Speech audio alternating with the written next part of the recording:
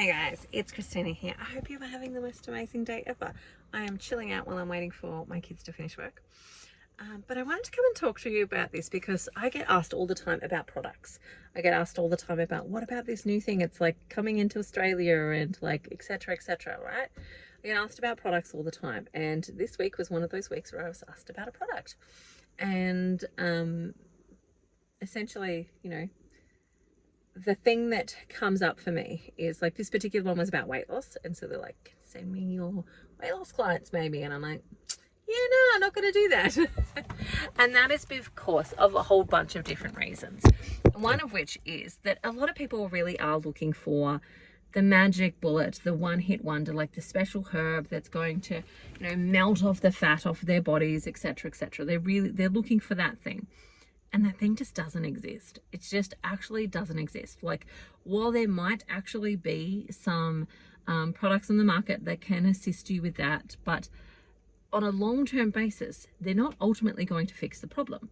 They're not actually ultimately going to resolve why did you get overweight in the first place? Because we have this magic airy-fairy belief that you just gained weight because of some genetic factor. Now, I will say that there are some situations, right, for example, where you may have an issue with your thyroid or your pituitary or your adrenal glands, right? That may have contributed to weight gain. You may have taken medication that's going to contribute to weight gain. But putting those things aside and even thinking about those things, I'm still going to say we need to fix the underlying problem. And taking a magic pill or a magic drink or a magic solution or whatever actually isn't going to fix it. The real part of it is to do the whole work of healing. Like, the whole journey of weight loss for me is about healing the emotional space, healing the spiritual space, healing the physical body, like physically healing the metabolic system, healing your relationships, healing your worldview around life. So I was at church this week, and someone was sharing with me that their father had stopped smoking after he got emphysema. And when he stopped smoking, he then said things like, my life's not worth living now. And what had happened was that he had attached smoking with a value in his life and an experience in his life, and he'd attached it to relaxation. And so there's all these stories that go with smoking. And, the guy was really trying to kind of justify to me about why it might actually be beneficial in that scenario. And I'm like, I want to put it into to the bottom of the barrel words, right? The bottom of the barrel terms of what we're actually saying in this sentence. And so basically he said to me that his father would use it as a way of kind of rest, and he would maybe finish the work that he was doing, and then he would have a cigarette. And that would be how he would reward himself. And I'm like, that's really interesting, right? Because in my brain, what I hear is, I've done such a good job, now I'm going to go poison myself. Does it have the same tang? Does it have the same feeling when you actually literally call it out for what it is? Poisoning yourself. Like, does good work then actually mean good work? You've mixed up the neurology, and that's what a lot of people have done. A lot of people have got mixed up neurological messages where they've created meanings and messages out of things that aren't necessarily good for them. So a really common theme that I see for a lot of people is that they will use sugary treats or sugary foods, right, as rewards. And I'm like, really? Are you rewarding yourself? When you give yourself something that's poisoning you, when you give yourself something that's not actually building you up, how is it a reward if it's something that's damaging you? It doesn't make sense to me. I get it. I get people doing it, but logically, when I bring it back to what's actually happening, it doesn't make sense to me that we would call it a treat, that we would call it a reward, because it's not a reward, it's a punishment. In any other way, if you, for example, put it in kid terms, let's say your dad's asked you to do a job, you go do that job and you do it with pride, and then you go to your dad and he backhands you. Was it a reward or was it a punishment? Like, you know, if it was you've done something that's really good, your dad's going to praise you and encourage you and go, well done.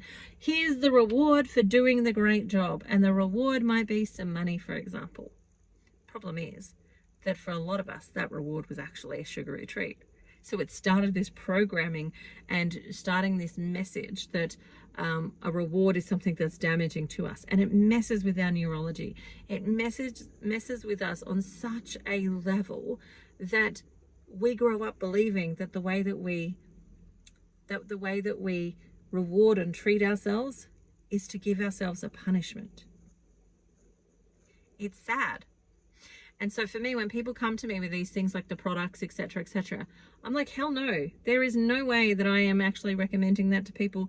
There's no way that I'm sending people down that direction. There is no way, because I know, especially from walking this journey, that the only way really forward is to do the work, and that is to untangle yourself from your food ties, untangle yourself from the webs of neuro messaging that actually isn't supportive for you, like taking those things back, reclaiming your mind in a whole bunch of ways, like starting to actually think of you as somebody who you love and treat you as somebody who's worthy of love. And that sometimes means being hard on yourself, because love isn't just, oh, nice feelings. Like, love calls you out when you're doing the wrong thing. And so sometimes you have to lean into that, and you have to be serious about looking at yourself and looking at, you know, why have you done this, etc. It's not in a place of judgment. It's actually in a place of discovery. It's about starting to discover, why did I do that thing? Why do I think that that actually is going to help me? And is that actually, like, when we sit back and we logically think about, is that actually something that's helpful to me? Or is it something that's more damaging to me? And so moving to that space, like doing the actual work, healing your neurology, healing your body, allowing it to actually rest and rebuild and do all the things that it needs to do to repair. Same with your emotions, your relationships, your life. Because another one of those big things that comes up for me is that people will say something along the lines of, why do I want to, and it's not necessarily these terms, right? Everybody's got slightly different terms, but this is the general messaging. The general messaging, when they find themselves sabotaging themselves over and over again, why would I want to prolong this life by eating healthy, looking after my body, looking after myself, when I don't love this life? Why do I want to keep doing this? Like, I don't love this life. I'm ready for it to be over, like, or I'm getting close for it to be over.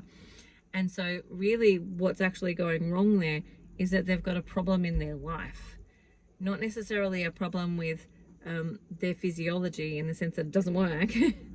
It's a problem with their life. It's a problem with them not loving their life. And I'm like, great, fantastic. We've found part of the problem. You don't love your life. What if we loved it? What would it look like? How would we make it so that you could love it? How do you celebrate some of that? So some of it is like, you know, I know it sounds cliche, but some of it is finding the gratitude. Like, write down 3 things you're grateful for that day. Even if it was that I was able to get through the day, I had air in my lungs, and I was able to have sun on my face. Like, even if that is all it is, then celebrate that. And that's part of it, you know, cultivating an attitude of gratitude. But another part of it is going, what are the parts of my life that I don't love? And how could I maybe do something different? And exploring the idea of doing something different, or exploring what would make it better, and actually starting to open up the capacity and the space to see it as something different than it currently is. And so that is some of the work that I do with people, is actually helping them walk through that journey and start to see things differently. Because there's a reason that you've been doing the things that you were doing. There's a reason that you got to the place where you were overweight in the first place. There was a reason. And if we never unpack the reasons and we just take a magic bullet product, like there are multiple ones on the market, right? If you just take those, then you never resolve the problem. You are confined to another type of prison. And that prison is that you're going to have to take that medication or that supplement or that magic pill. You're going to have to take it for the rest of your life, because it creates another prison. Instead of opening the doors and freeing you from your cell, it creates another prison around you. And so that is why I'm not going to promote somebody's whiz bang product that's just come into Australia, somebody's like, you know, etc., etc., that they're actually doing. I'm going to promote healing, and that's the goal for me. The goal for me is heal the mind, heal the body, heal the soul, like heal all of you, so that you learn to live a life that you love. You live within the means of your physiology, so that you don't have to take a million supplements. You don't have to take this special whiz bang, whatever next thing, like, you know, the spirulina and the blah, blah, blah, and all of the other things, like, so that you don't have to take them on a regular basis. Because you are living a life that matches your physiology, rather than trying to supplicate or medicate your physiology because you don't want to live a life that supports it. So that is my little jam about that. I would love to hear your thoughts. All right, that is me. I'm going to say goodbye for now, and I will look forward to seeing you again. See ya.